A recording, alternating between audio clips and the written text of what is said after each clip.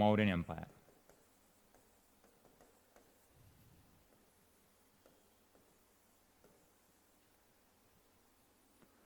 Sources of Mauryan Empire.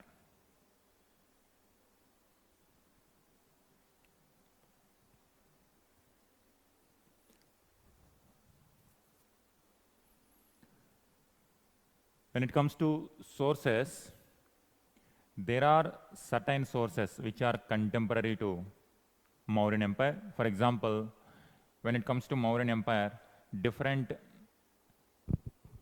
sources are giving different timeline, like 324 to 185, 320 to 185 likewise. Suppose if we go by this,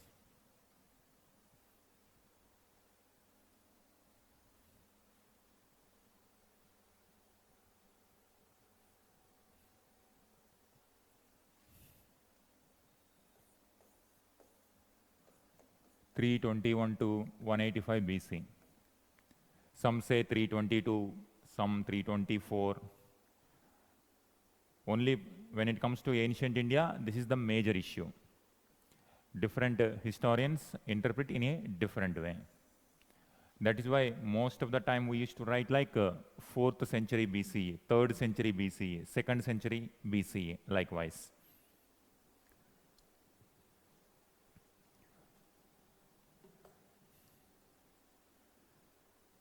Now, when it comes to this, if you see the sources chapter in UPSC syllabus, it gives like archaeological sources, literary sources.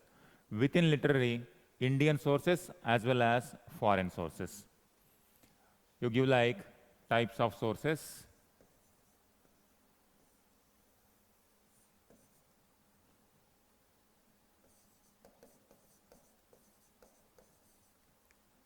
Literary sources,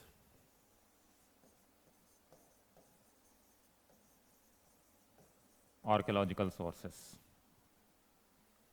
Then when it comes to literary, Indian sources and foreign sources.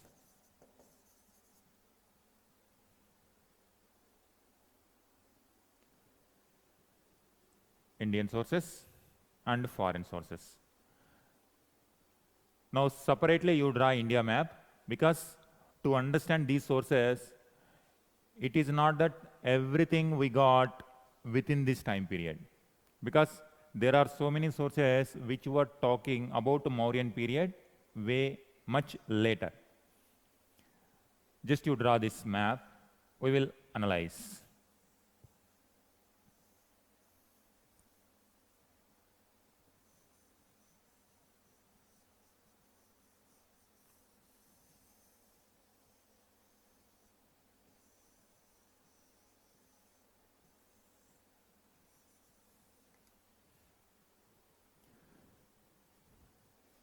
This is Pataliputra.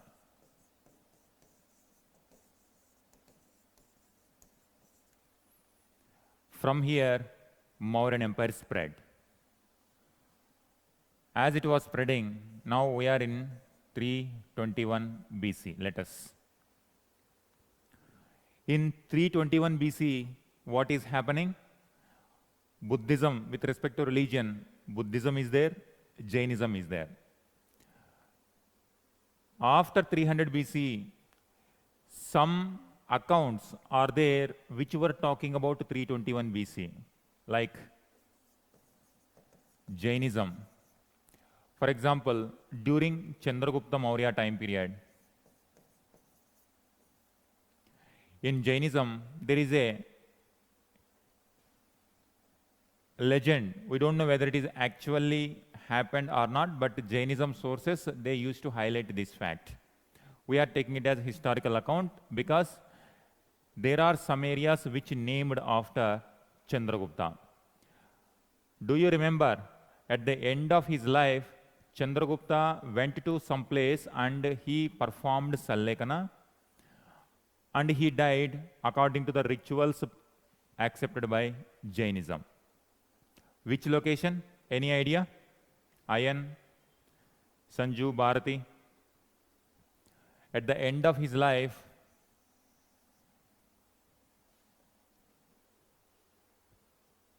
in 321 BC, he came. Now, at the end of his life, according to Jainism, he came to Shravana Belgola.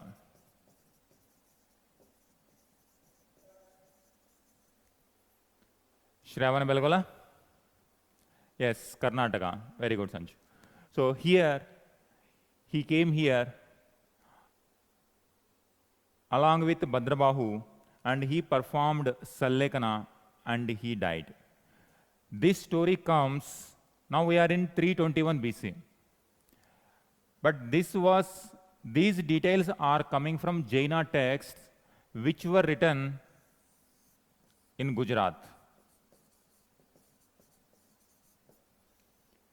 In 10th century, 11th century, that time period when Solanki rulers were there, when Solanki rulers were there in 10th, 11th centuries, a writer called Bipan Chandra, he has written a book. Any idea which book he has written? A book called Parisishta Parvan. So this is just for understanding. We will write in this table. We will write in this table later. We will fill it. So first you keep understanding this.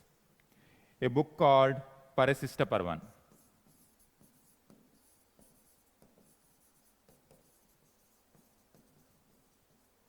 So this is one source.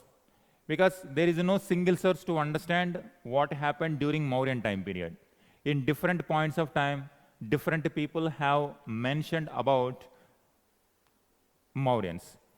This is according to Jainism sources. When it comes to Buddhist sources, after Chandragupta, Bindusara came, and after Bindusara, Ashoka came. Ashoka patronized Buddhism, and because of this, Buddhist literature used to glorify Ashoka's contribution. Particularly, these Buddhist literature was preserved in Sri Lanka because Ashoka sent ambassador to Sri Lanka. In Sri Lanka, Buddhism was introduced by him. As a result, whatever history of Sri Lanka, they definitely mention about the beginning of Buddhism. And those beginnings goes back to Mauryan time period, that is Ashoka time period. In that way, we come to know that some details about Ashoka. Here, Deepavamsha and Mahavamsha. Ashoka was there in 250 BC. Around 250 BC, he convened Third Buddhist Council also. He sent ambassadors to different parts also, and they came here. And these Deepavamsha, Mahavamsha were not written in 3rd century BCE. They were written gradually later. Like in 2nd century, 3rd century, 4th, 5th century ADs. It's like a continuous development.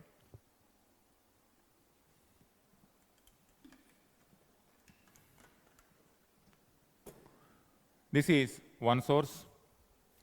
Now, come back to 12th century. If you go to 12th century AD, in Kashmir, there was a writer called Kalhana. He has written a book called Rajatarangani.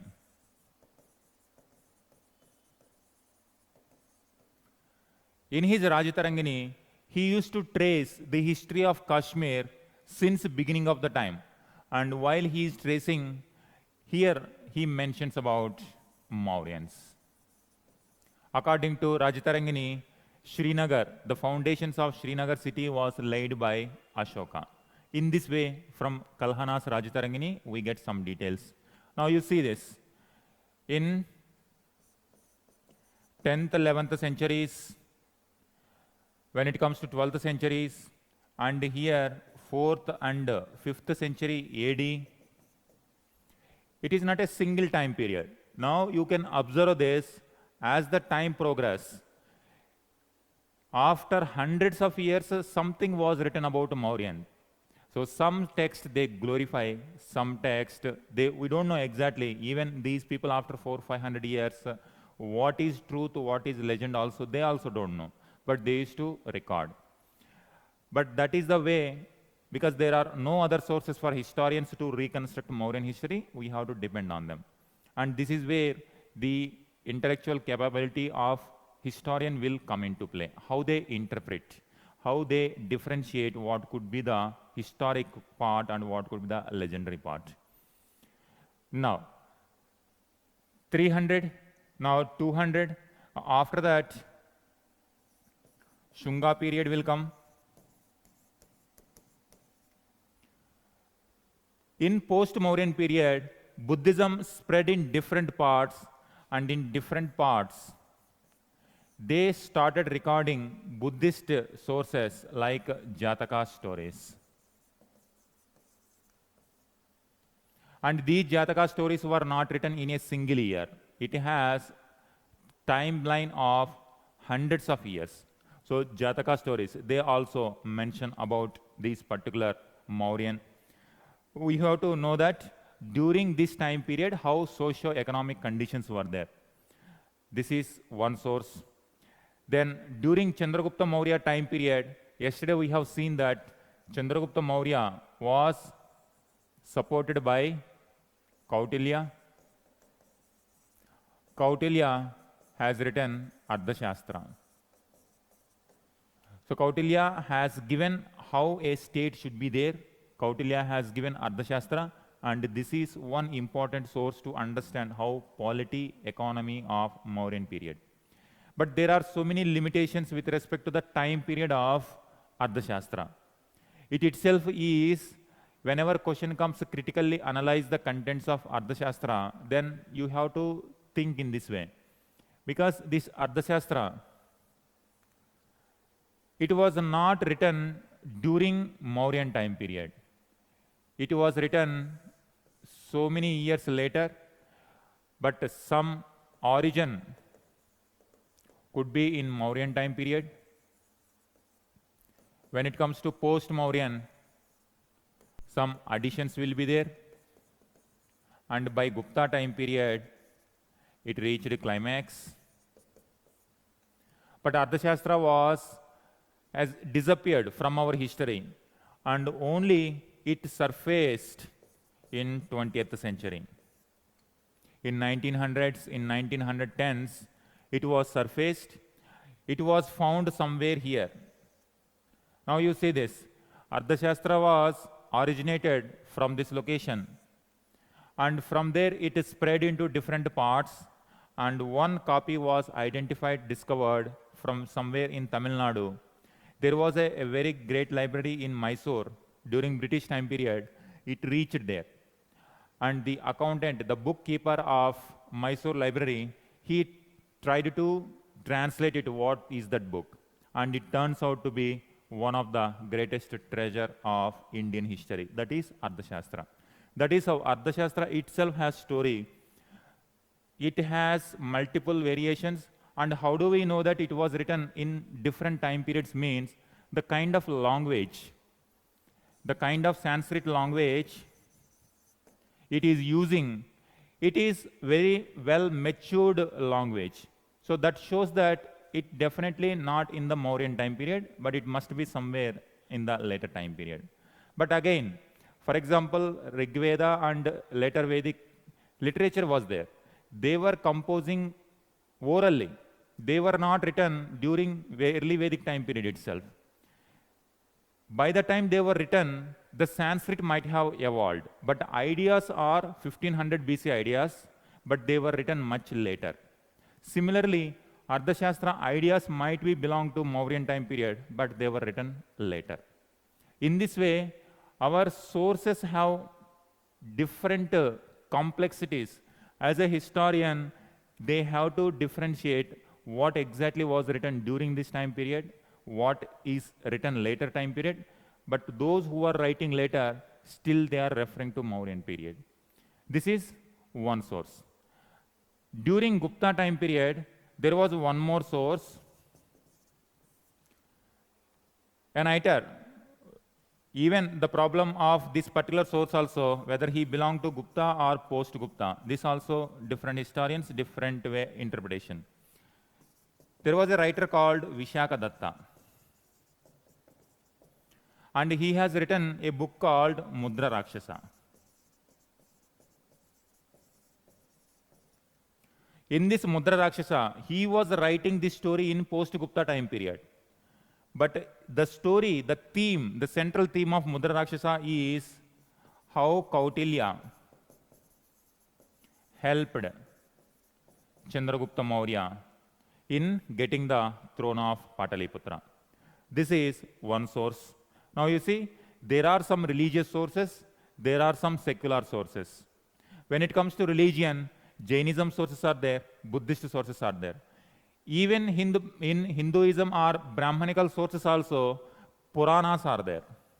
Puranas were written in post-Mauryan period. Again, Puranas, there are so many Puranas, they were not written in a single year. It has taken so many centuries, like Jataka stories. Puranas were also written in so many centuries. Different Puranas giving reference to different time periods, and they mentioned about Mauryans also. Here, when it comes to Brahmanical sources, Puranas, they were also giving references to Mauryan. Now you see, if you categorize secular literature and religious literature, in religious literature, these are the sources. In secular literature, these are the sources. And when it comes to Indian sources, these are the Indian sources. At that time, foreign relations were also there. Foreigners were also referring to Mauryan Empire. One best example is Megasthenes Indica. Please note down this separately. Now, with this understanding, we are going to fill this particular part. Please note down this, all of you.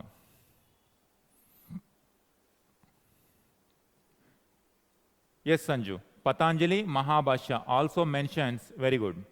Patanjali belongs to Shunga time period,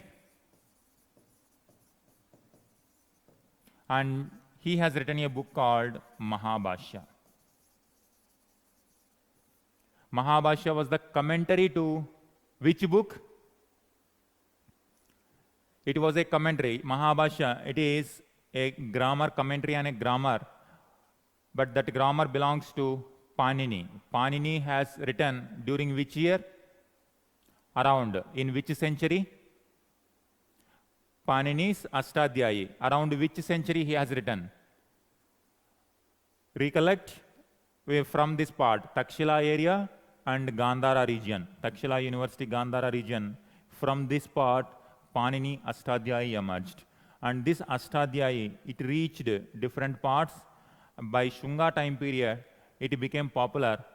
Patanjali has written a commentary on Panini's grammar, that is Mahabhashya, and it also refers to Mauryan period. Please note down some of these, then we will note down in that table.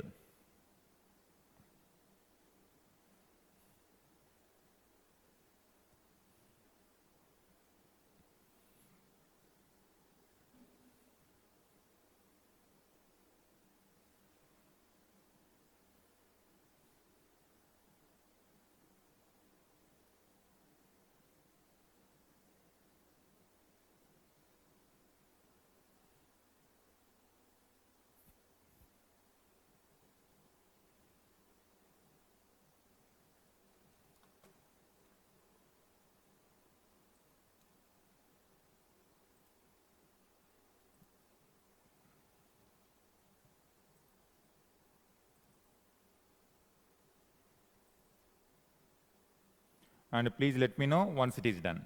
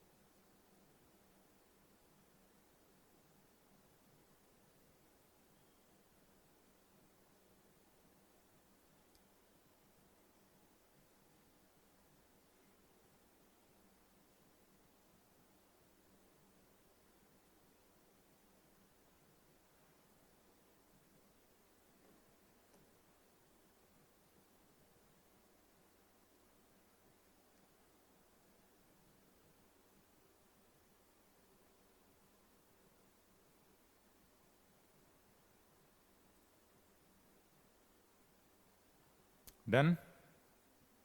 All of you done? Now we will fill this table. And once we fill this table, you will get a complete idea that different sources are there.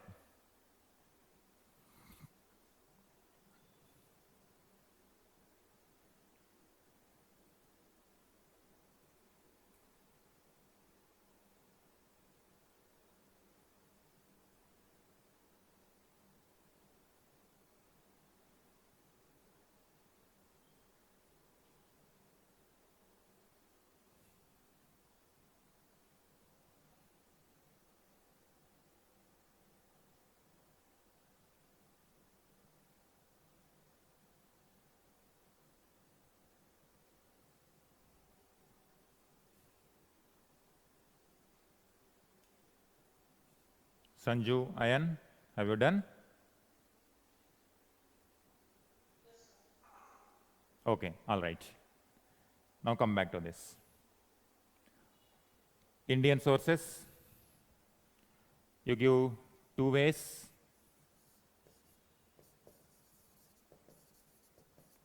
Religious sources.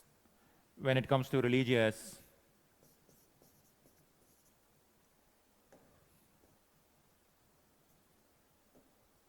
Brahmanical,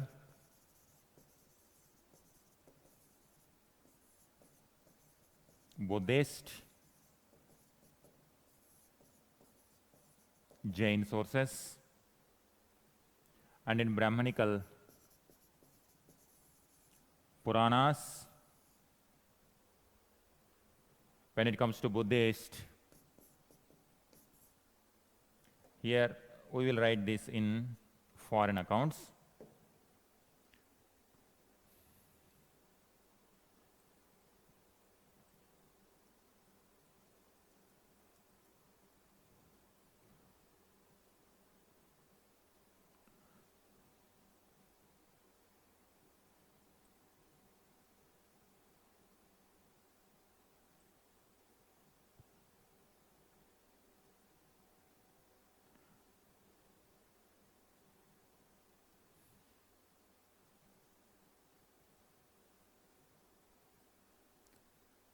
Avadana, Ashoka Vadana. Spelling is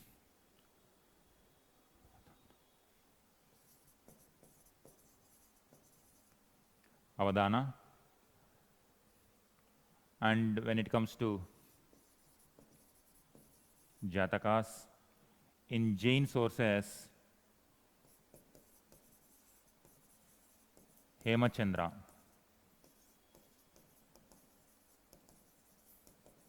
Parisista Parvan,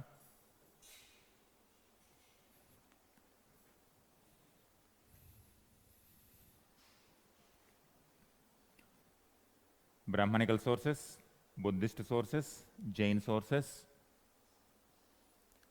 And when it comes to secular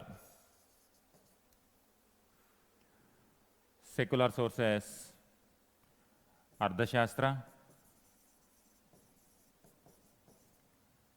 Mudra Rakshasa,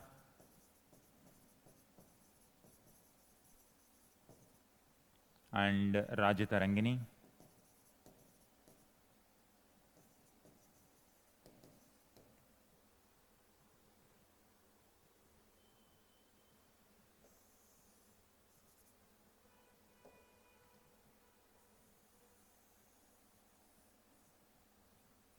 Religious sources, secular sources, Indian, now foreign sources.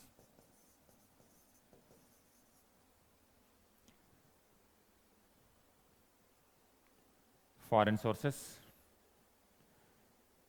When it comes to foreign sources, the contemporaries of Mauryan, Greeks they mentioned, Megasthenes, and his successors, Sri Lankan sources, and there were some travelers, Chinese Buddhist travelers like Fahian and Huansang. They also give some kind of reference to Mauryan time period. Foreign sources. Greco-Roman,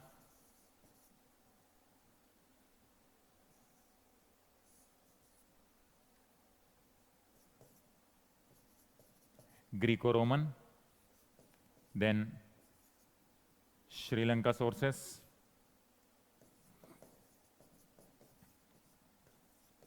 and Chinese sources.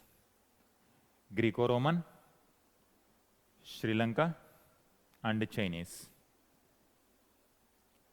When it comes to Greco-Roman, Megasthenes,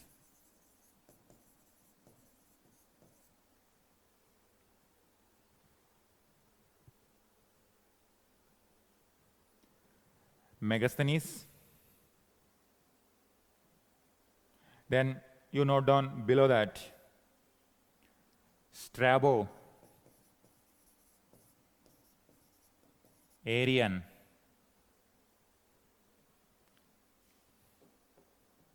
Arri, Aryan. There are so many sources. I am giving few important people. Megasthenes, Strabo, Aryan. They mention about Mauryan army. Then they mention about the socio-economic conditions during Mauryan time period. And under Sri Lankan, you write Dipavamsha, Mahavamsha. Dipavamsha and Mahavamsha. And when it comes to Chinese,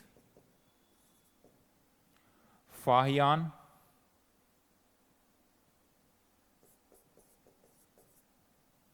and Huansong. Fahian, Huansong.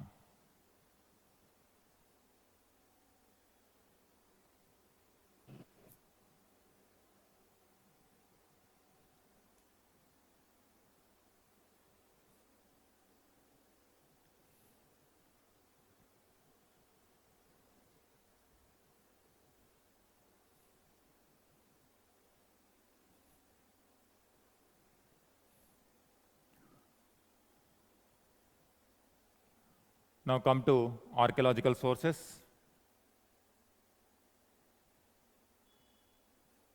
When it comes to archaeological sources,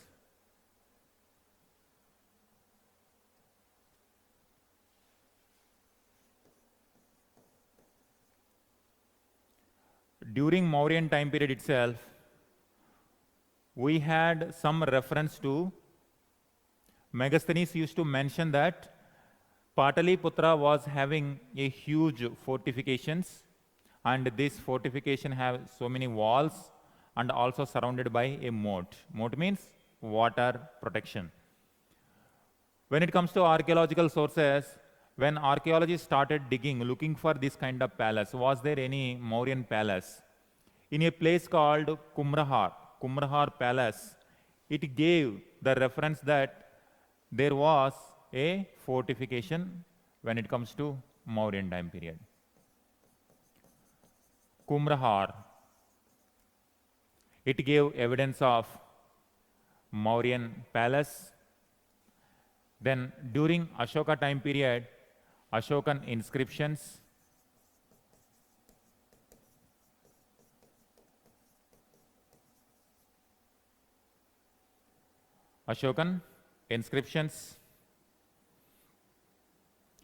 Now, you remember, in Mahajanapada time period itself, we got the metal coinage. What is the name of the metal coinage? Punch-marked coins. Very good. These punch-marked coins continued during Mauryan time period also. Punch-marked coins.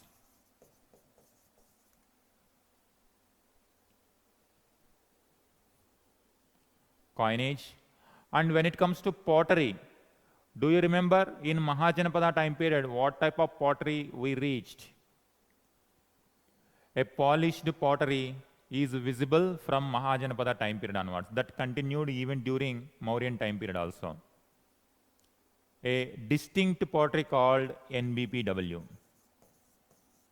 Northern Black Polished Ware. PGW, that belongs to Vedic time period. NBPW, post-Vedic time period from Mahajanapada time period. that continued during, and this NBBW is associated with urbanization, simple. Kumrahar Palace, Ashokan inscriptions, punch-marked coins, and NBPW pottery. All these are giving references to the Mauryan time period, what kind of economic system, what kind of urbanization it was witnessing.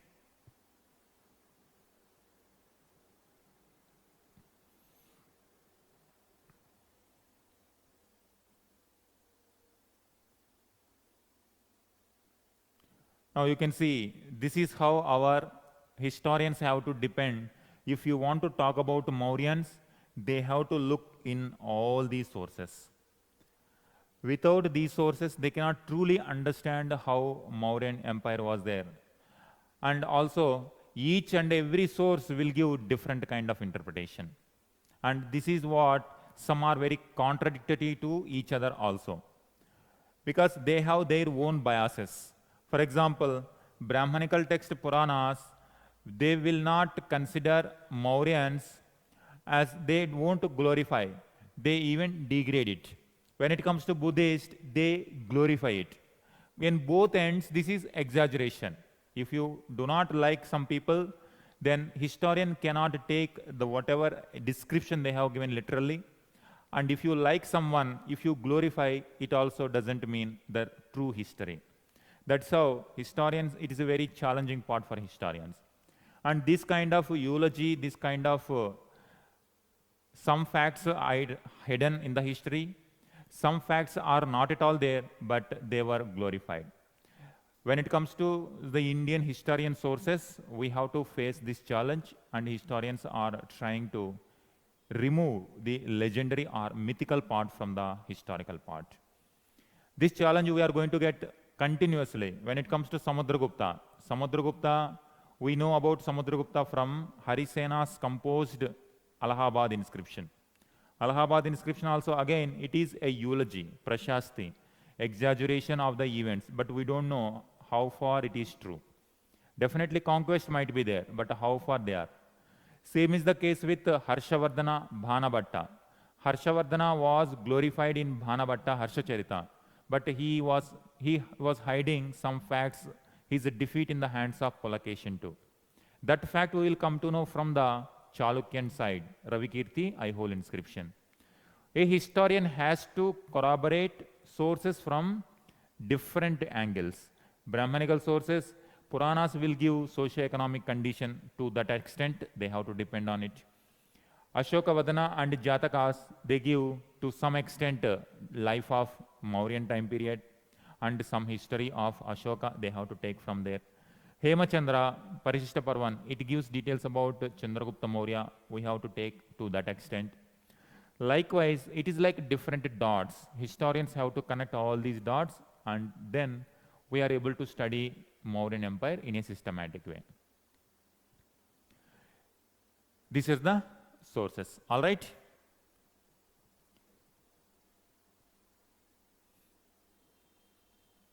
Now, let us see the economic conditions during this time period.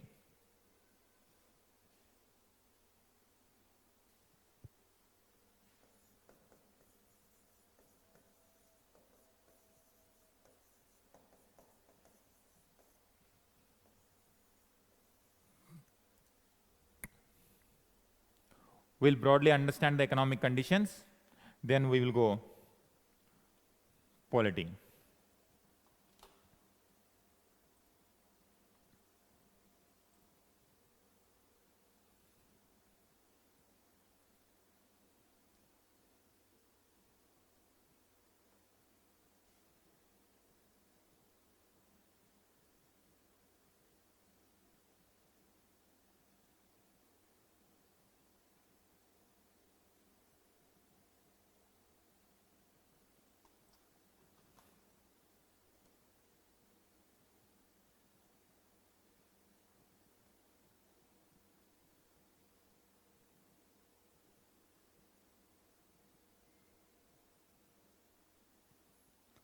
To understand economic conditions of Mauryans,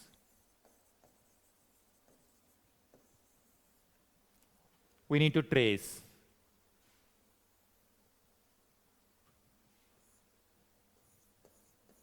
(600 BC to 300 BC). We call it as Mahajanapada time period. And during this Mahajanapada time period, we witnessed so many urban areas.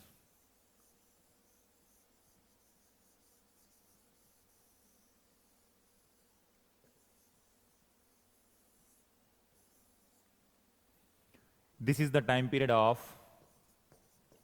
second urbanization. In this second urbanization, we witnessed so many cities: Pataliputra, Vaishali, then Madura, Kalsi, Takshila, Kandahar, Ujjain, Python, different urbanization. So, Pataliputra, Vaishali, then Madura, Ujjain, Takshila, and so on. Different urban areas emerged. Now, it was also the period of metal coinage. This is punch-marked coins.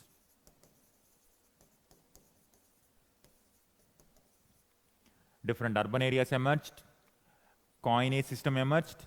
As a result, trade flourished. And trade flourished, and these cities connected to different parts, like a northern route, and also connected to different parts into different areas. Likewise,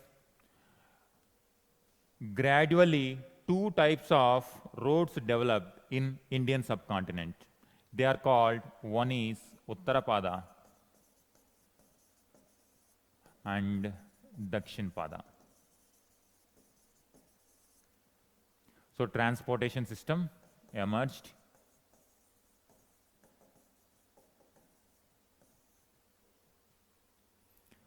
So 600 to 300 BC, second urbanization, coinage, trade flourished, transportation communication system flourished, not only road, but even ports as well. On land routes and another one, port routes also. For example, ports like Broach. So we are going to see different ports. They are just taking the shape.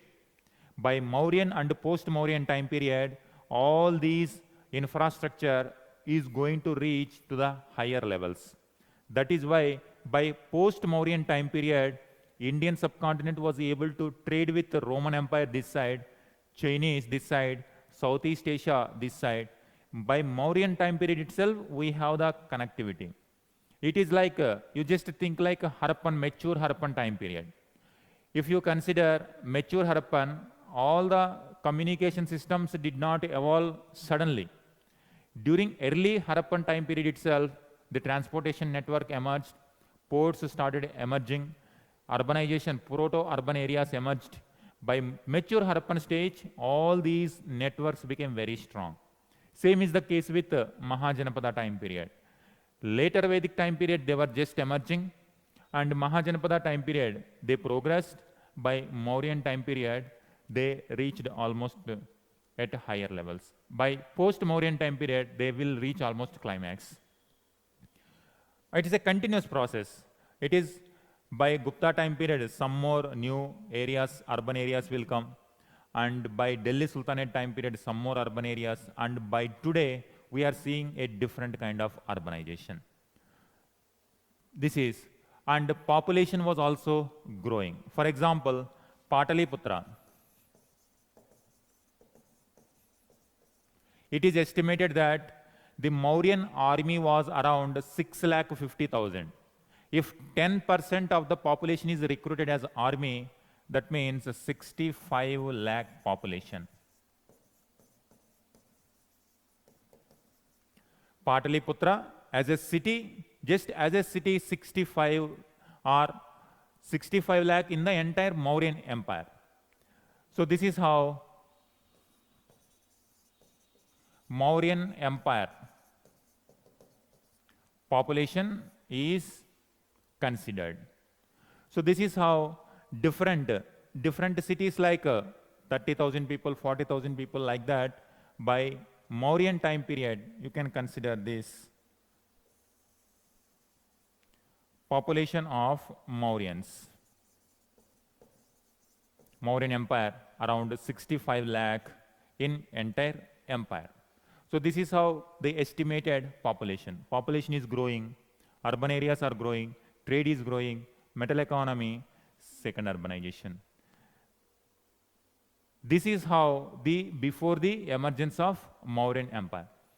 Now this was agrarian area. India was having a lot of fertile land.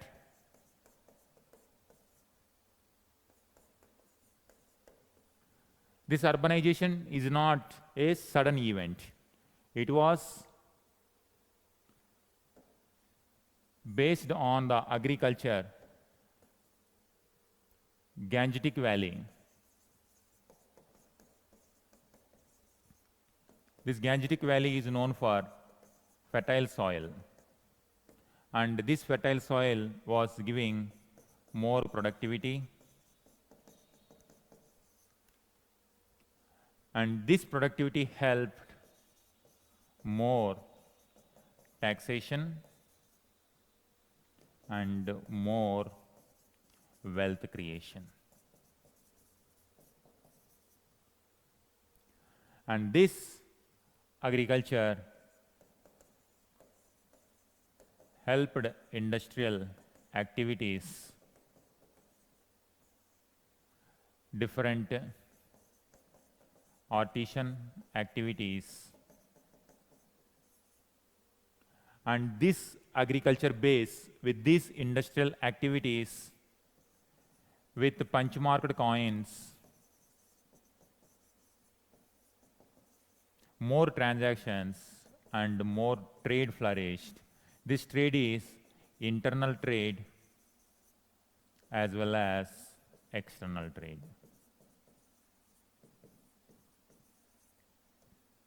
So you can see agriculture strong, artisan activity strong, metal coinage came, then trading activities, both internal trade as well as external trade. And in that process, different cities connected. Now you have to see this economic impact is this. And you start thinking about the cultural impact also. These are the same roads through which religious ideas were also propagating throughout the country. That is how Buddhism was born in this location, but Buddhism spread to different parts. How it could reach different parts? Through the same communication network. Jainism was born here, but it became in later time periods very strong in South India, Western India. How is it possible? Again, same communication network. Buddhism, Puranas, Upanishads, for example, they were developed in the initial stage, Gangetic Valley, and they are going to spread throughout the country. So this is how different parts of Indian subcontinent are going to be connected through the same network. Economic impact, then socio-cultural impact also going to be huge because of this network. Please note down up to this. Then I will give one by one.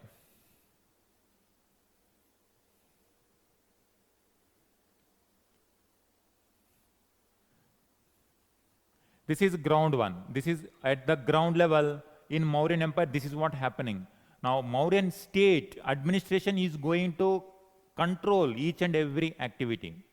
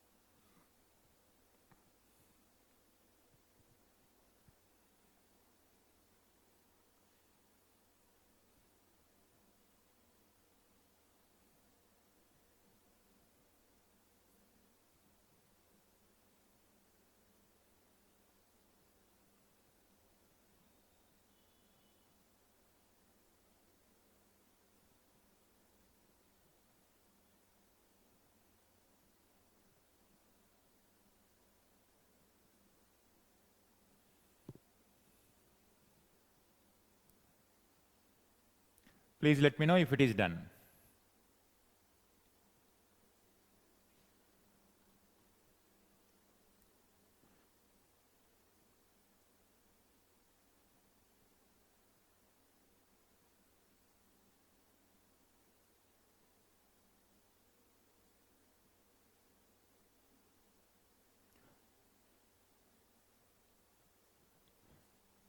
If you have any doubts also, please ask me. Don't hesitate. Ayan, Sanju, Bharti. Are you able to connect? We have to connect with the previous, earlier time periods. Then only we really connect the dots.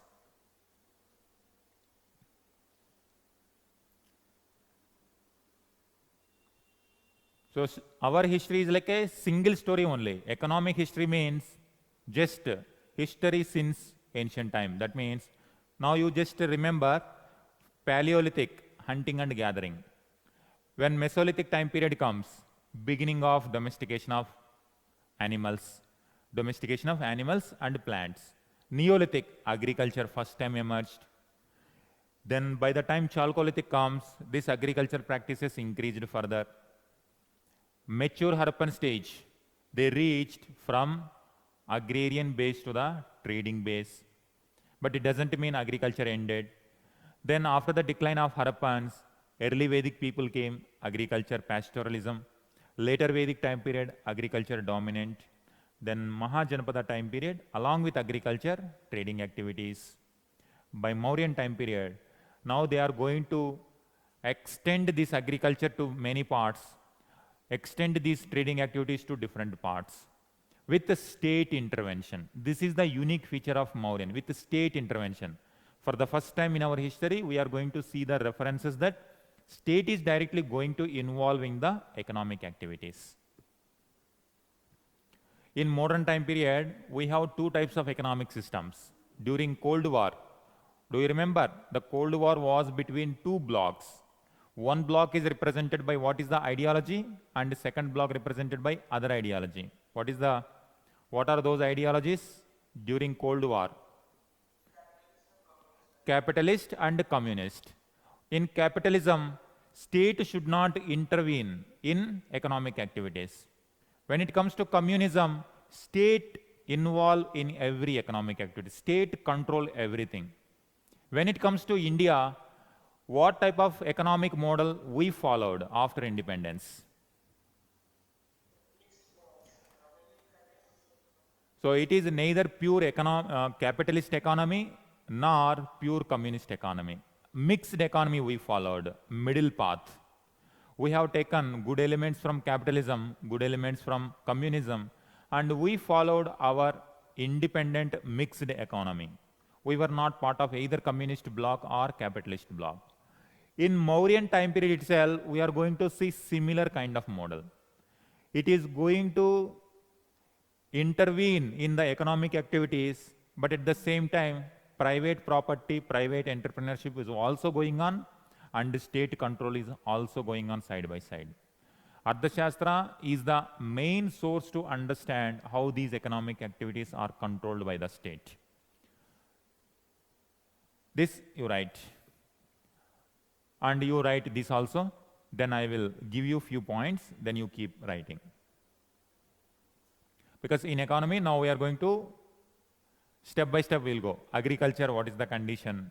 Then artisan, what is the economic condition? Likewise.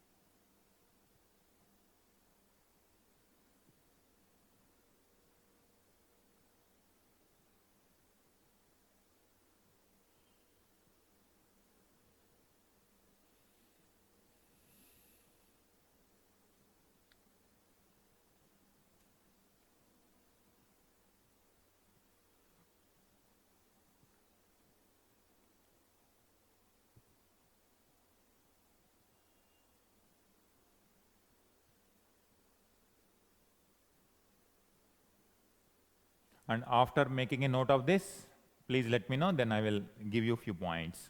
So we'll do one by one. Agriculture, forest, likewise, we'll keep going.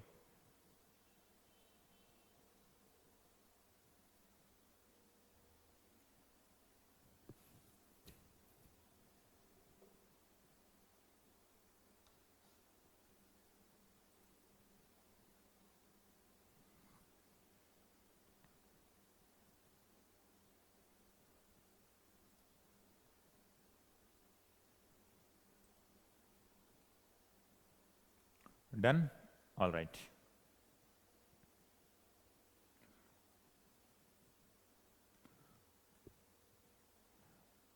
You give the heading Ayan and Bharati. Done? Shall I move?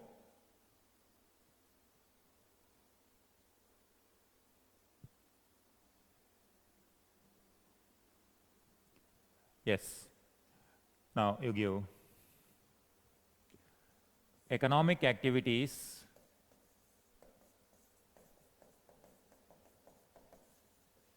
and state. Economic activities and state.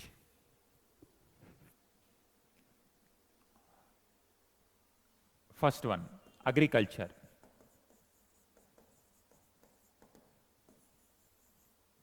Agriculture.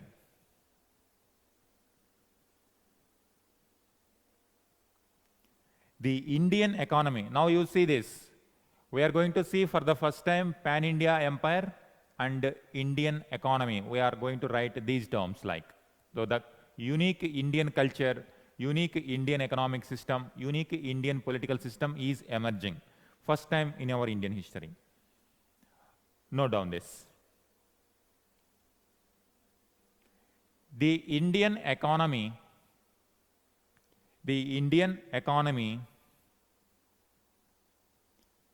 is predominantly agrarian.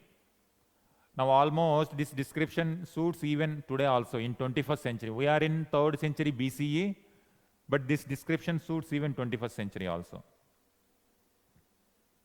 Only with more population and more economic activities.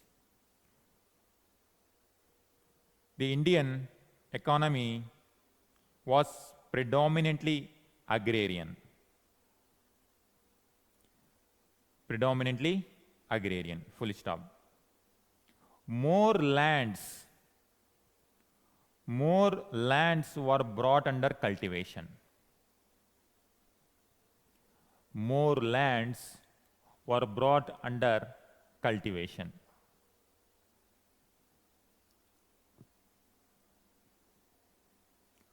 More land was brought under cultivation. Next point. Land revenue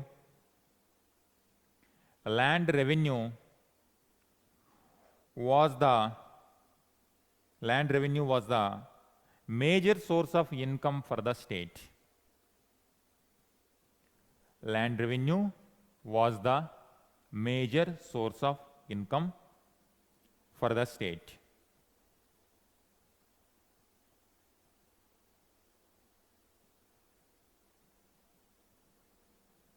Therefore, regular assessments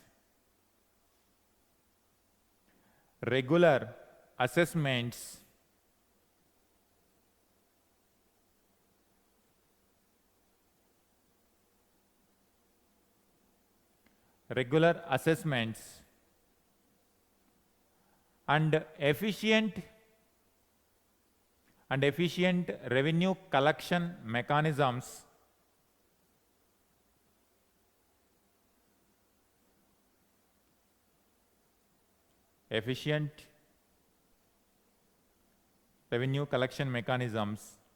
increased the state revenue.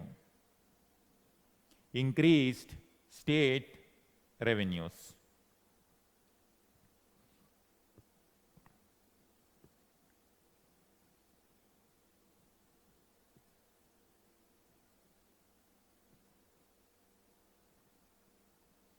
Kautilya's Arthashastra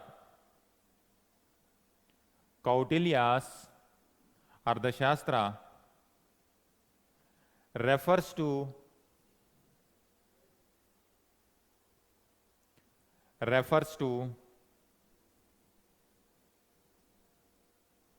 revenue assessment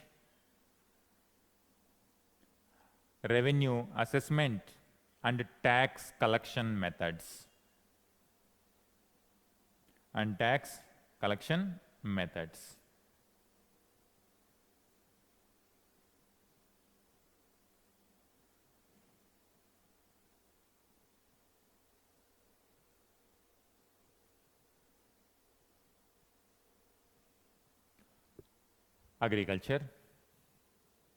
Agriculture was a predominant.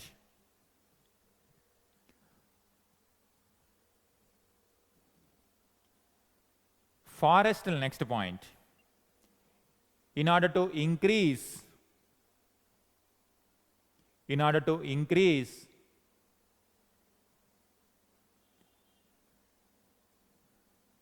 the agriculture production,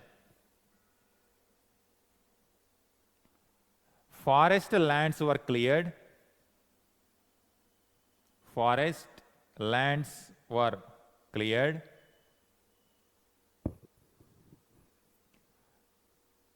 New settlements were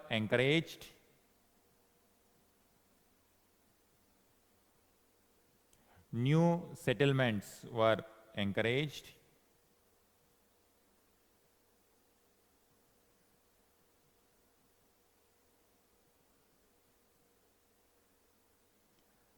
So that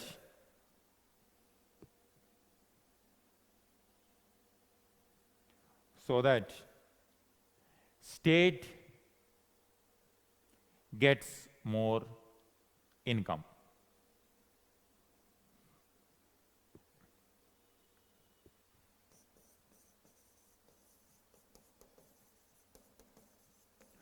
Next point, next heading, domestication of animals.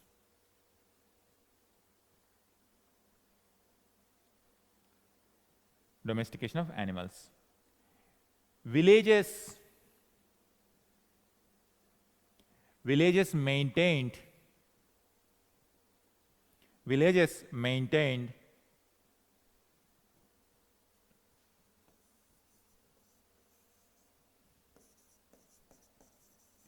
heads of animals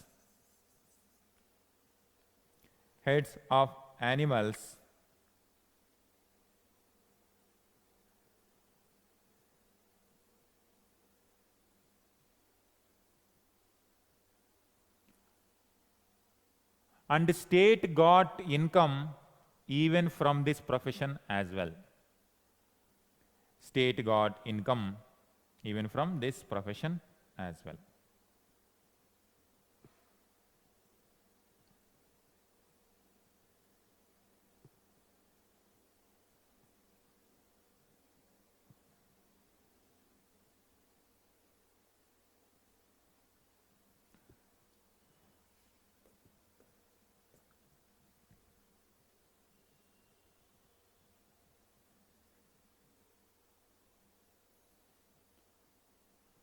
So, apart from agriculture, domestication of animals is also continuing. Even today also, agriculture, domestication of animals is a continuous process.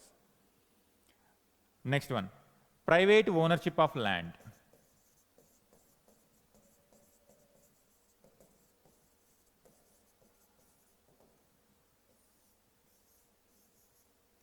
Private ownership of land.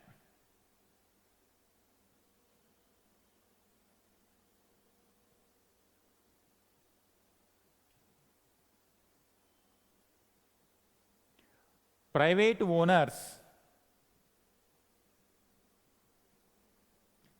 owners as farmers and land owners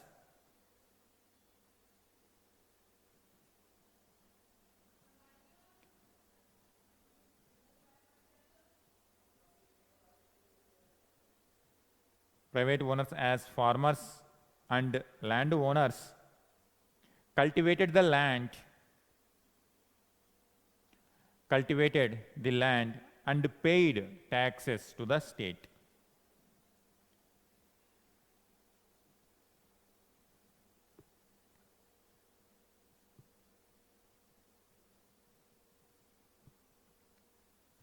Private ownership of land. Then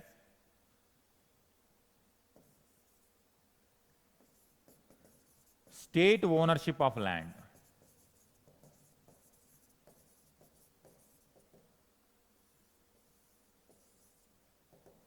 State ownership. Extensive areas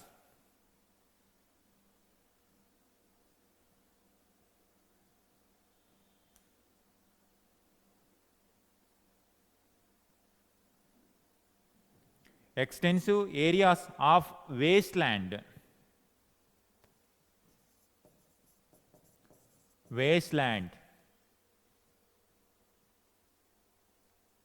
were reclaimed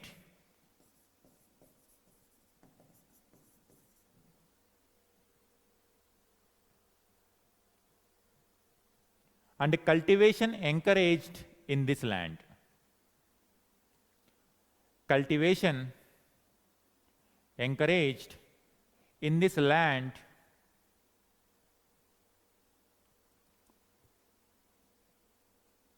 by recruiting slaves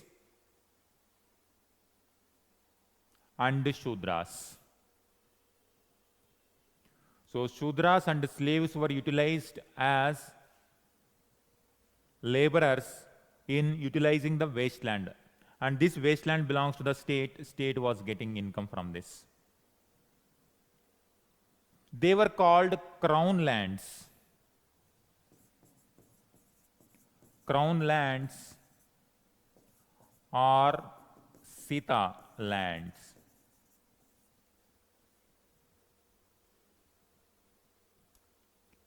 Sita. And when it comes to administration, a separate department handles this part, and the head of this department called Sitadhyaksha. That we will see in administration. But this is how economic activities and state intervention, how they are going on. Private ownership as well as public ownership.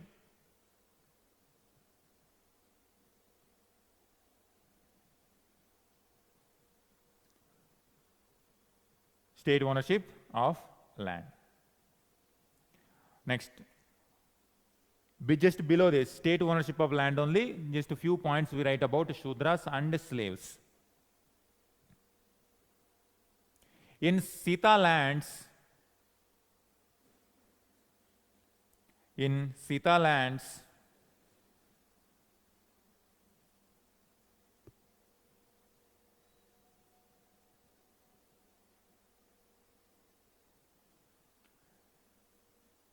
Dasa Karmakaras.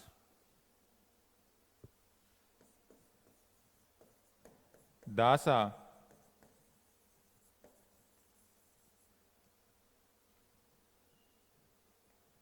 Karmakaras, in bracket,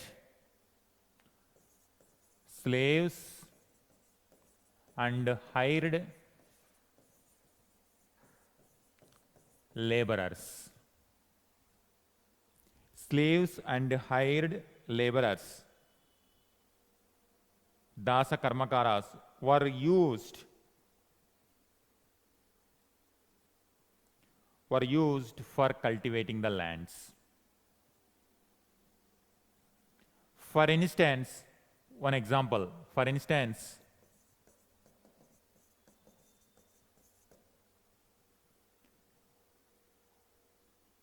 after Kalinga War,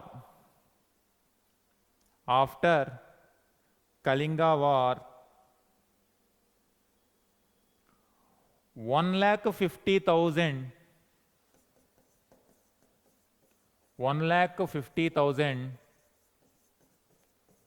prisoners of war, 1,50,000 people enslaved in the war, prisoners of war, were sent to wastelands and established new settlements.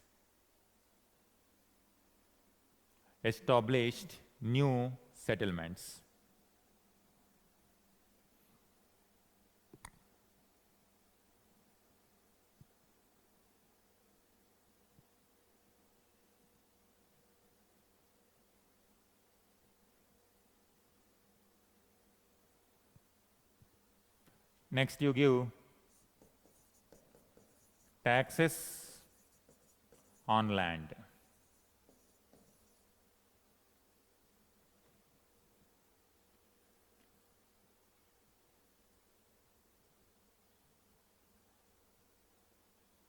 Ardhashastra and Ashoka's inscriptions, Ardhashastra and Ashoka's inscriptions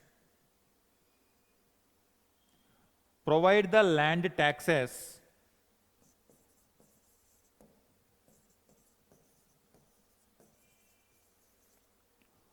provide the land taxes called Bali and Baga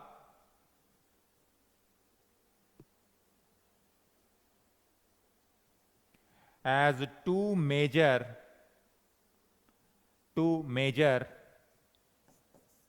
kinds of land taxes.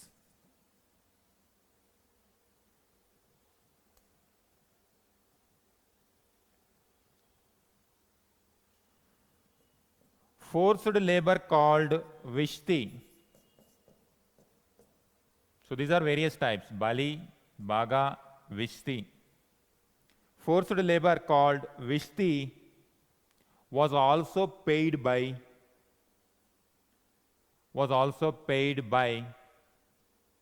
people to the state. Those who have money, Bali, Baga; those who don't have money, they can give to the state tax like Vishti, forced labor.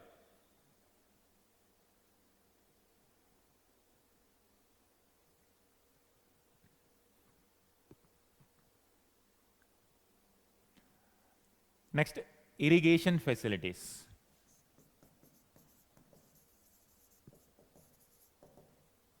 Irrigation.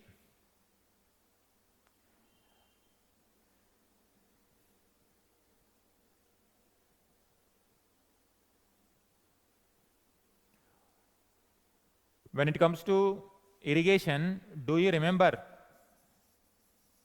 if you have any idea, there was an inscription called Girnar inscription. Girnar inscription belongs to which phase of history?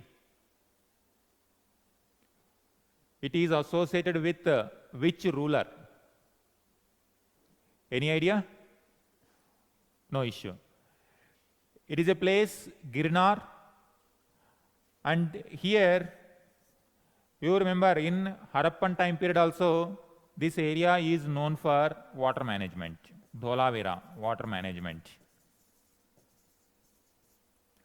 Because geographically it is a very semi-arid area, it requires proper water management. When it comes to Girnar, there is a place, and here, when it comes to post-Mauryan time period, Rudradaman, he has given one inscription, and this inscription talks about repairing works to a particular lake called Sudarshana Lake. That information also says, for the first time, initially this Sudarshana Lake was built during Chandragupta Maurya time period. A provincial administrator or provincial governor called Pushyagupta, he built this lake, and this shows that the Mauryan state is involving in the irrigation facilities. But this lake got repairs during post-Mauryan time period. Rudradaman, Shaka ruler, repaired it. And during Gupta time period also, this is continuous. Even during Gupta time period also, once again it says repairing works to this particular lake. This is the evidence. Girnar inscription. Girnar inscription of Rudradaman in bracket post-Mauryan period. Now you see, in order to construct Mauryan history, we have to depend on these many sources. Girnar inscription of Rudradaman in bracket post-Mauryan period provide the evidence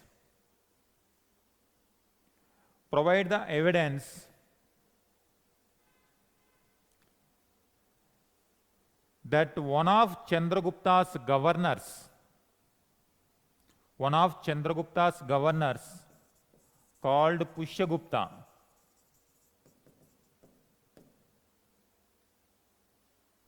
don't confuse with Gupta in Mauryan time period with Guptas of imperial Guptas. Pushyagupta constructed Sudarshana Lake. Sudarshana Lake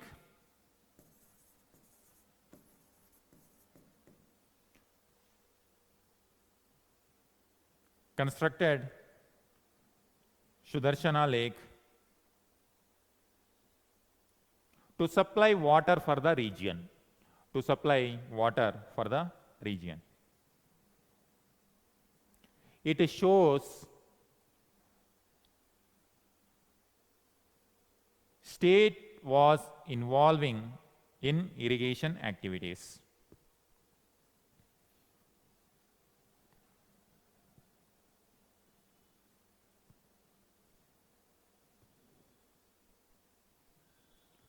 State also encouraged private people. State also encouraged private people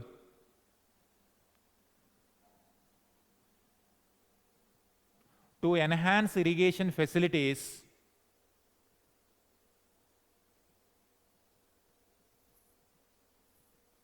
by giving tax exemptions. You can see even today also almost we have similar type of pattern. In order to encourage, this is what we call public-private ownership, PPP. When private person invest in something, state give tax exemptions. So in Mauryan time period also, on one hand, the state is also involving in agriculture activities, irrigation activities. It encouraged private people also to enhance more, to increase the productivity more. Further, the state ensured tax exemptions to the private people. And this is how, in Indian tradition, this is why after independence also, we did not directly follow the full capitalism mode or full communist mode. Because in our Indian tradition, we had this type, mixed type. That's why it is natural after independence that we follow this type of model.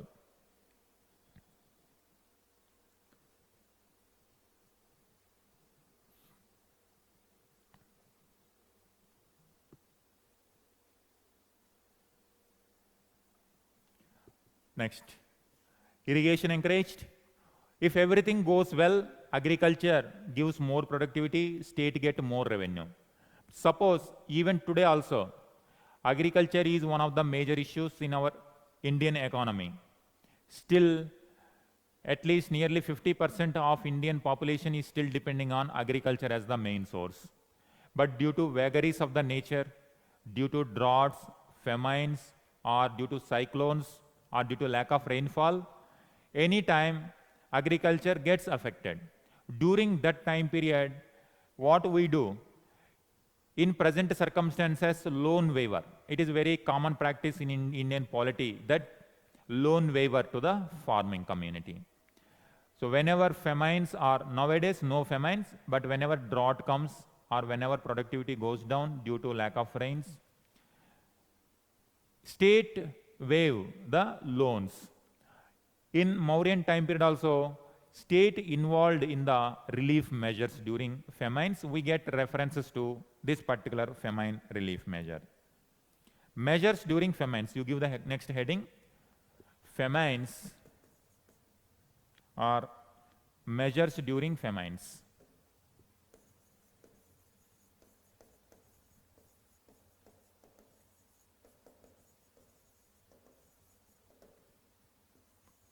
Measures during famines. And you can consider it is like a disaster management of those times. According to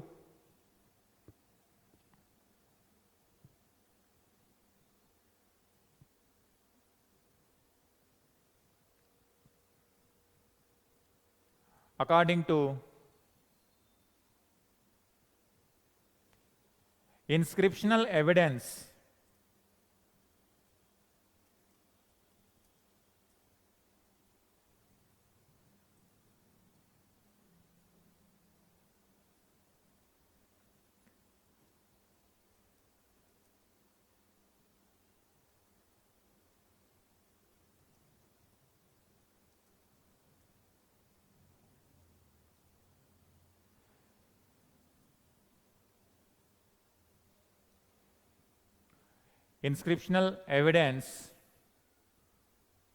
of Soha Gaura.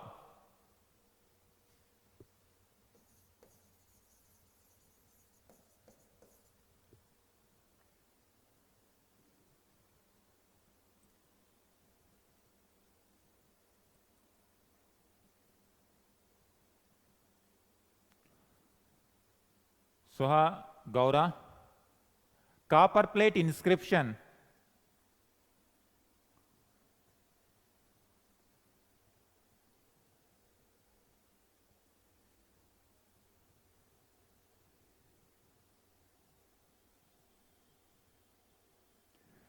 inscription and literary sources like Jaina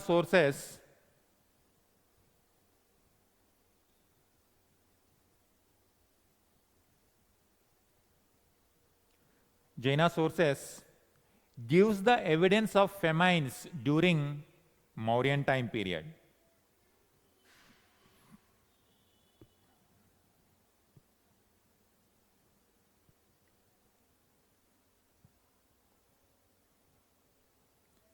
An inscription from Mahastangad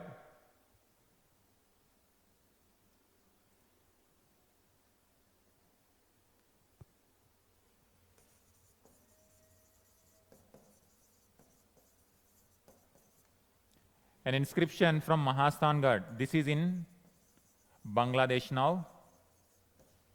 Soha Gaura is in UP, near Gorakhpur.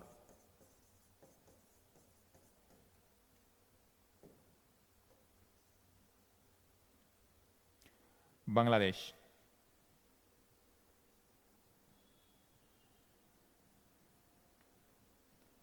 Listed the measures to be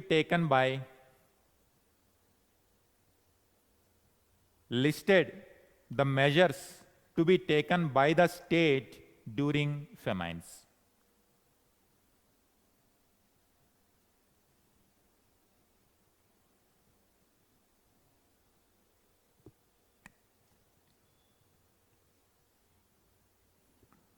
So this is about agriculture system.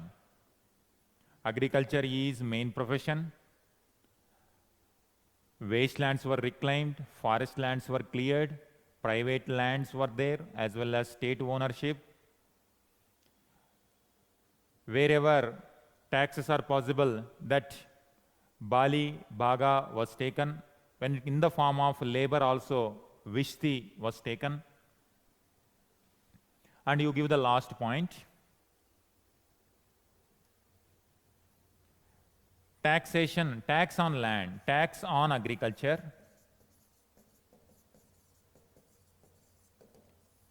Tax was collected both in cash and kind.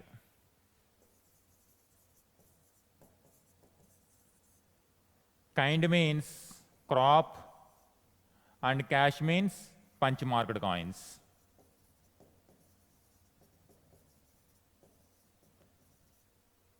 And this is very common feature throughout our history. In medieval time period also we are going to see.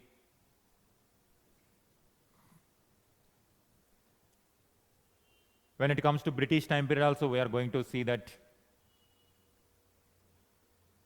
cash and kind.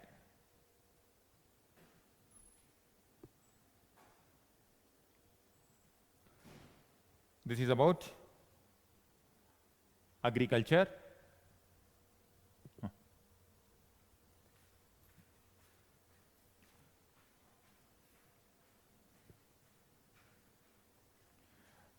Next, you give the heading Arts and Crafts.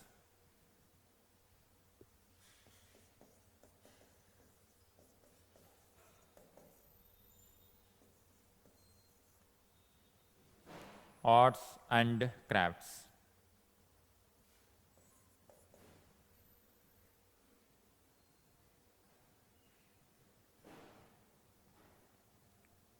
Arts and crafts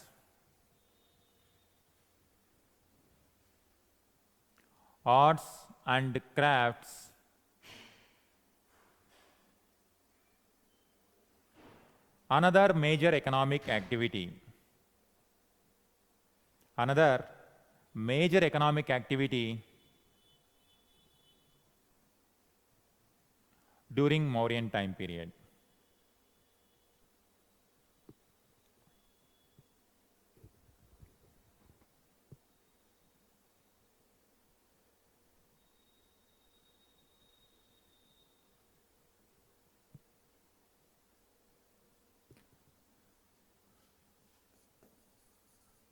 Types of artisan activities.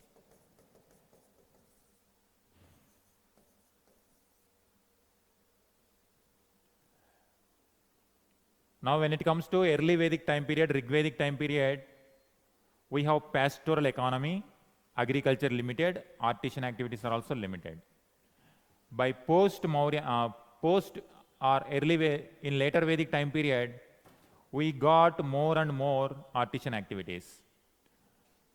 By Mahajanapada time period, even more.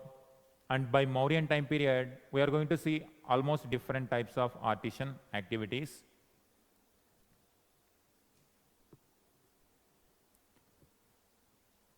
Spinning,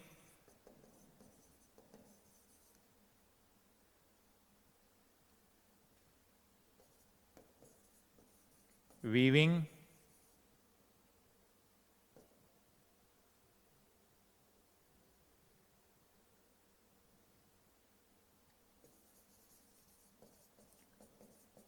carpentry work, or you simply, do you remember, we have written one day based on different type of raw material. Just we'll go by that. Different type of economic activities or artisan activities. If we take clay as raw material, do you remember? We have written based on clay, different type of economic activities flourished. For example, clay as raw material, what type of artisan activities we can expect?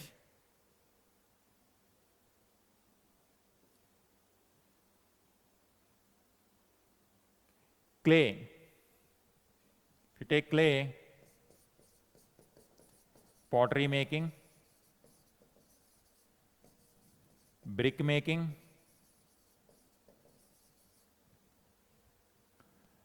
then if we take stone as raw material,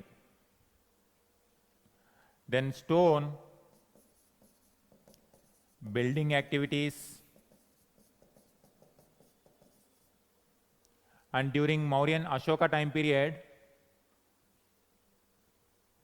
stone pillars, major rock inscription, pillar inscriptions, how these pillars were manufactured.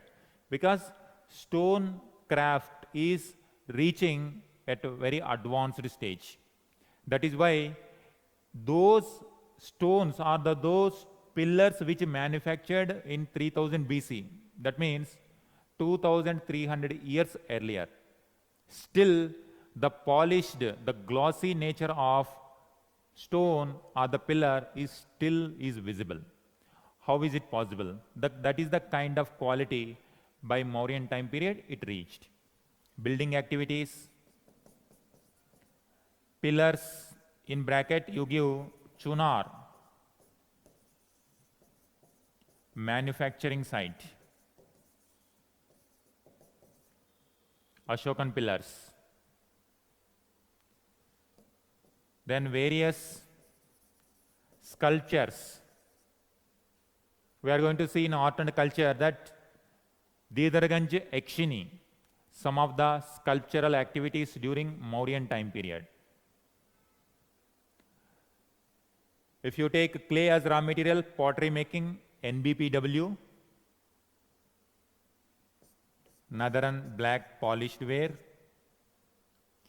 brick making for building purpose, stones utilized. For example, Kumrahar. You give Kumrahar. Initially, during Chandragupta time period, if we take a forest as raw material, wood-based works. This Kumrahar palace, what Megasthenes mentioned Kumrahar palace or Chandragupta Mauryan palace. It was built with wooden pillars. But during Ashoka time period, these wooden pillars were replaced by stone pillars. That's why Kumrahar palace is an example of wood-based work as well as stone-based work. And Chunar is the manufacturing site near Prayagraj. Chunar near Prayagraj or Mirzapur in that area. This Chunar is there. From there, stone pillars were manufactured and it was transported through Gangetic river. That's why we identify pillars in Gangetic Valley only, not in south. Because carrying those stone pillars were very heavy, very difficult. Gangetic river was utilized for the transportation mechanism. They utilized it. Wood-based works, carpentry,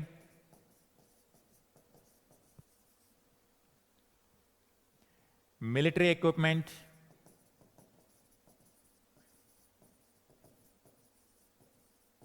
like bows, arrows, you need. That is also separate kind of artisan activity. Military defense equipment manufacturing. Clay-based, stone-based, forest-based, metal-based,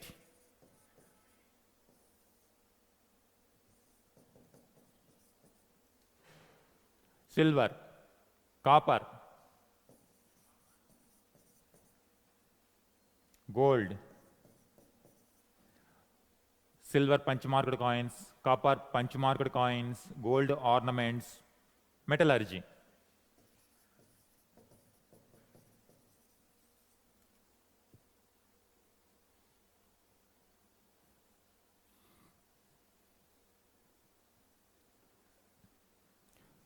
Metallurgy. And in addition to that, various activities like shipbuilding activities,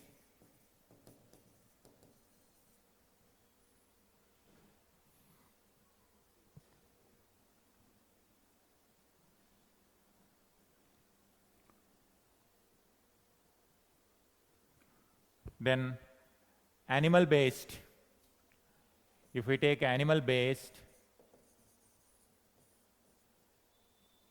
leather making, then agriculture-based, if we take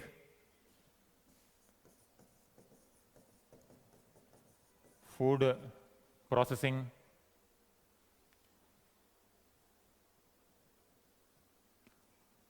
and cotton, if we take cotton, spinning,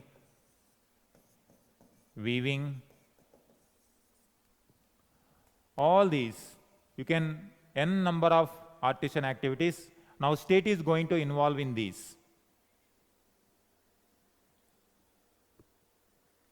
These are the artisan activities.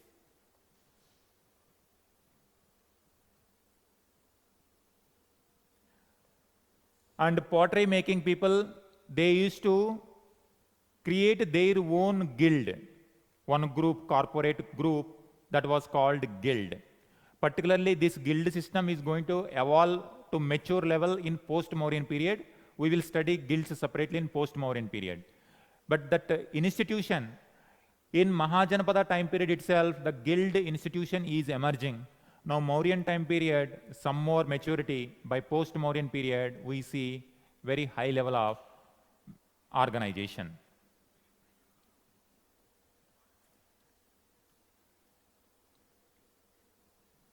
You write this. Guilds.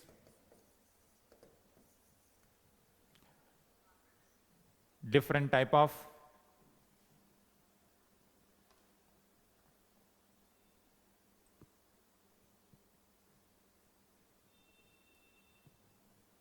Guilds. Write 1 point.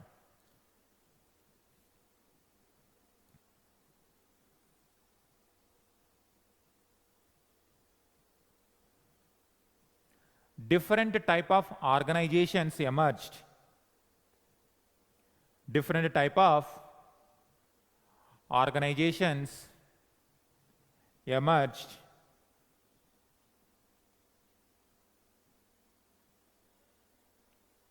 in a particular profession.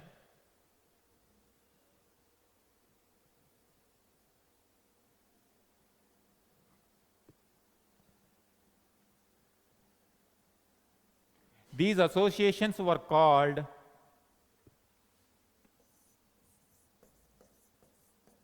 Shreni or Puga or guilds.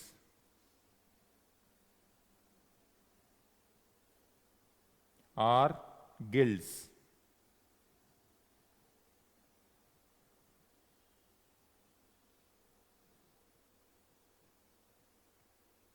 They strengthened the professions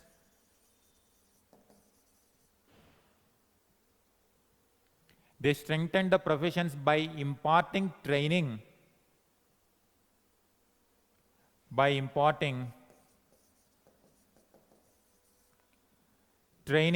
to its members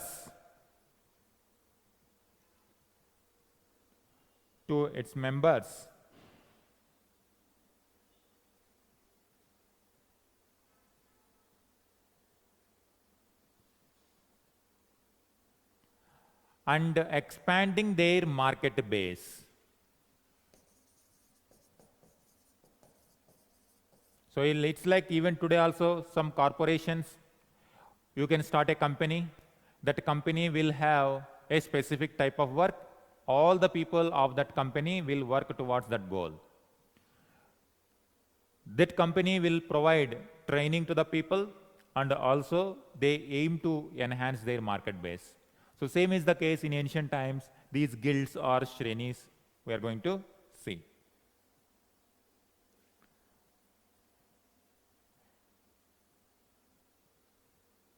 State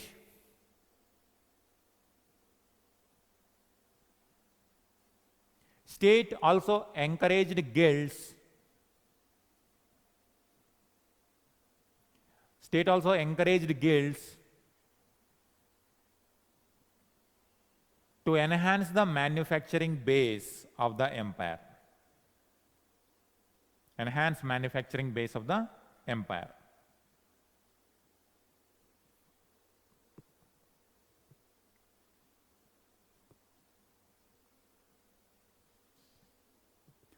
Next economic activity, trading activities.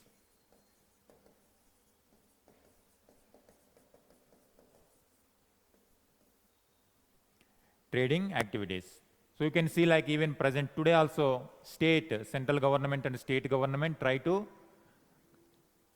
regulate the trading activities. For example, goods and services tax. What is the purpose of GST?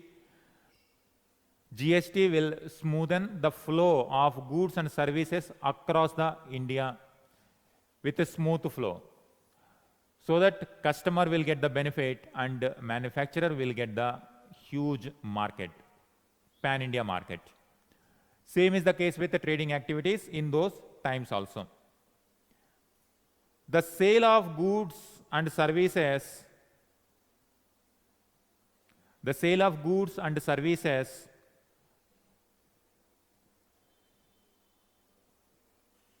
in theory, because how far it is practically implemented, we don't know. In theory, strictly supervised.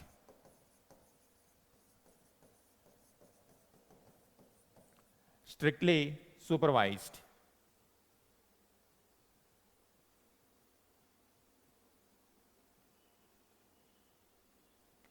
Toll taxes were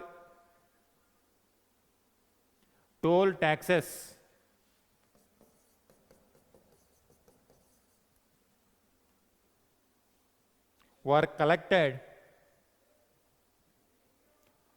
toll taxes were collected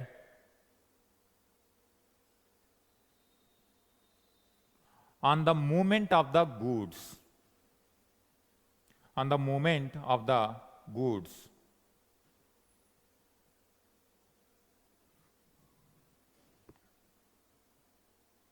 Prices were controlled. Prices were controlled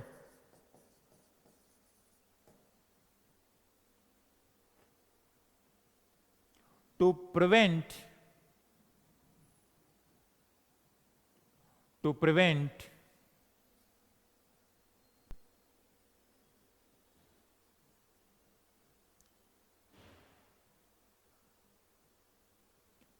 prices were controlled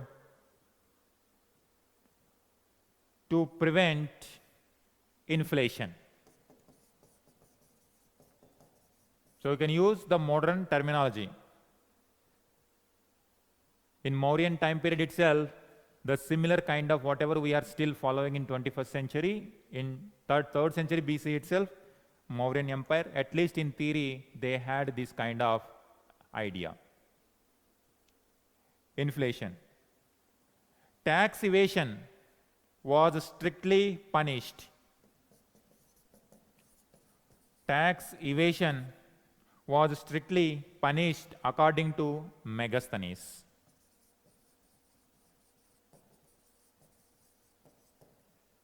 You can see state control strictly supervised, toll taxes, prices were controlled. Agriculture promoted, state was getting revenue. Industries were promoted, state was getting revenue. Transportation of the goods also encouraged, state was getting revenue.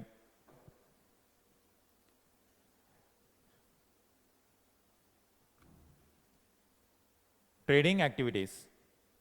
Then even today also, to promote industrial activity or to promote trading activities, state encourages banks to give the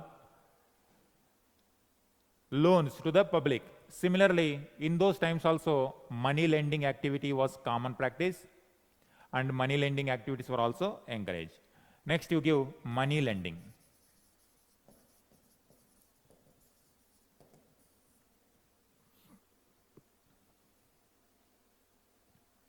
There was no banking system. There was no banking system, but informal way of giving credit is common, that we call usury. There was no banking system, but usury was customary. Usury was customary.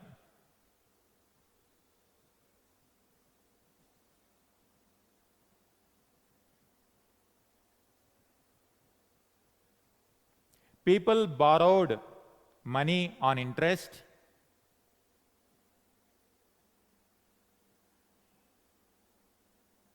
People borrowed money on interest and invested in various economic activities. Same practice even today also.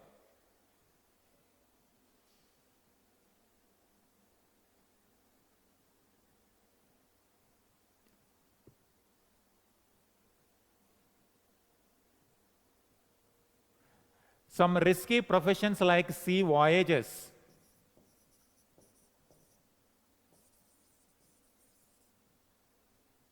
Some risky professions like sea voyages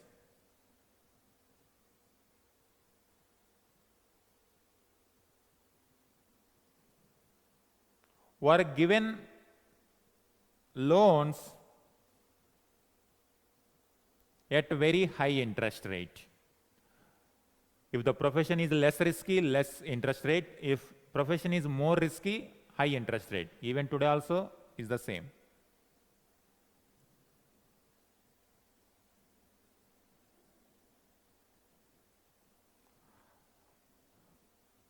Money lending.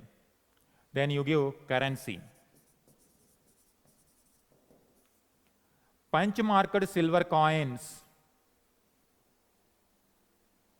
punch marked silver coins with symbols like a peacock,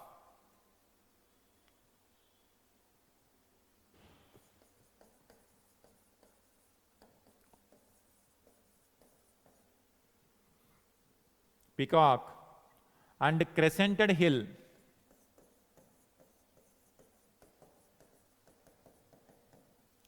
was used as imperial currency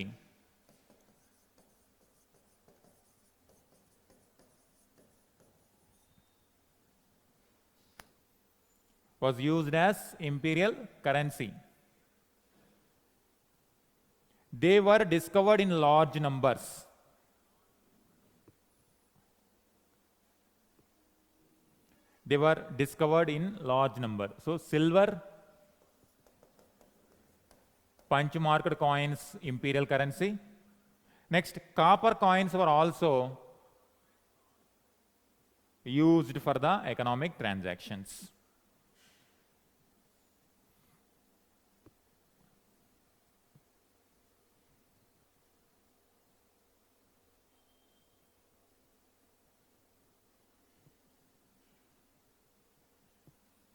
Next, transportation.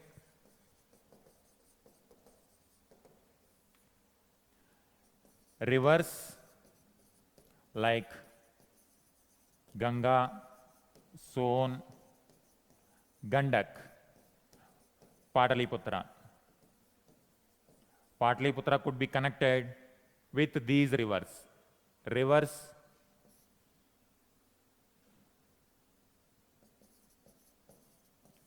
Land routes, northern plains,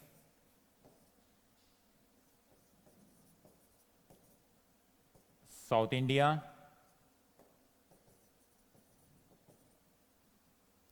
sea routes,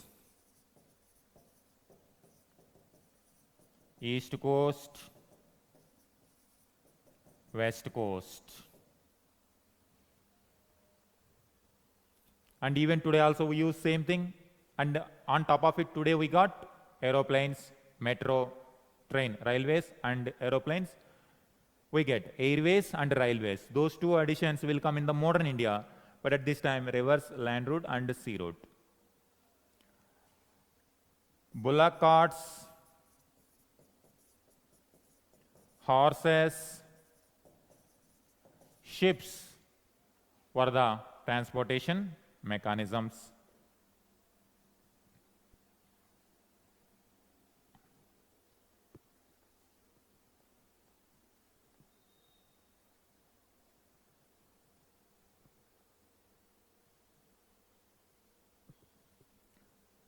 Next, you give second urbanization or simply urbanization.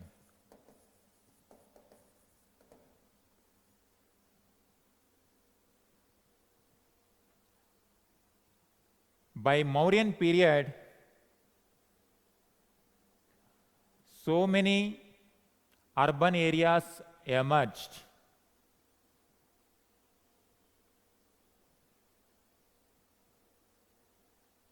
So many urban areas emerged in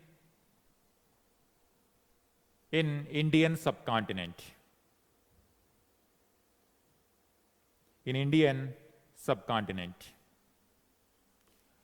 The distribution of NBPW, Northern, black, polished ware. The distribution of NBPW as far as south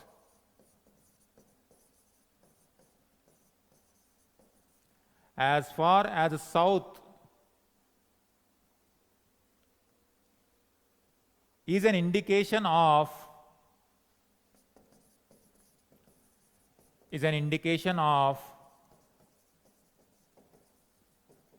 urbanization across Indian subcontinent. Is an indication of Indian subcontinent.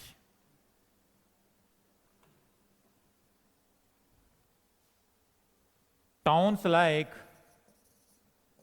or cities like Pataliputra,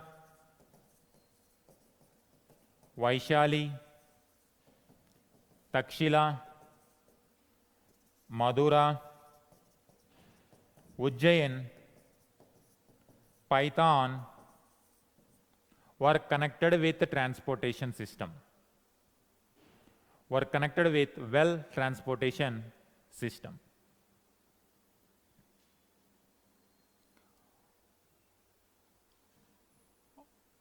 Conclusion.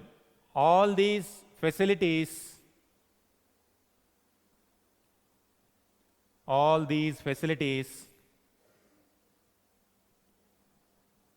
promoted trade across the Indian subcontinent,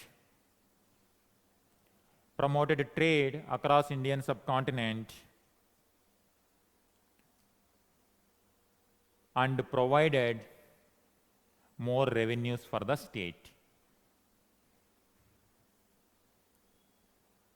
So this is how the economic activities, these many economic activities are going on.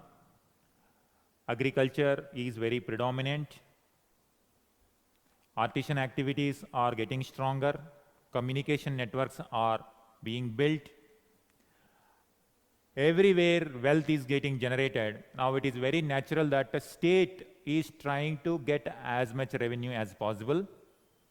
Tomorrow we will see how state is involving in these economic activities even more deeper. Almost every economic activity is going to be controlled by the state, according to Arthashastra. At least in theory, how far it is implemented, it's questionable. But despite that, the kind of idea, the theoretical idea that every part of economic activity has to be regulated so that the state will get revenue. So these ideas emerged during communist model of governance in 19th century and 18th century. But in 3rd century itself, we are seeing those ideas in Indian subcontinent.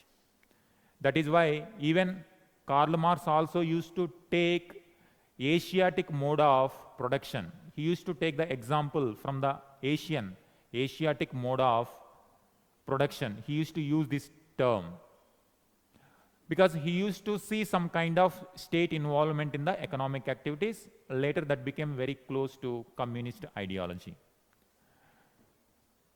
This is how different economic activities. So we have seen sources and economic conditions during Mauryan time period. Tomorrow we'll see how state is involving different departments. Almost different departments is going to have different economic activities are going to have different political heads. Like Sita lands, Sita Deksha.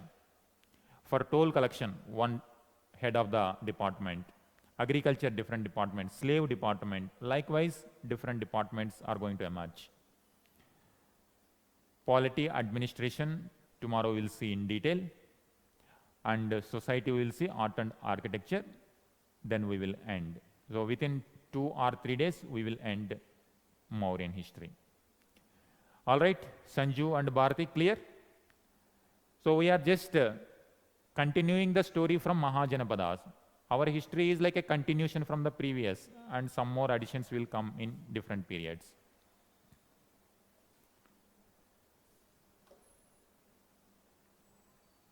All right, today we will end the class here. Tomorrow we will meet, same time. Thank you. Thank you, Sanju. Thank you, Bharti. Tomorrow we'll meet.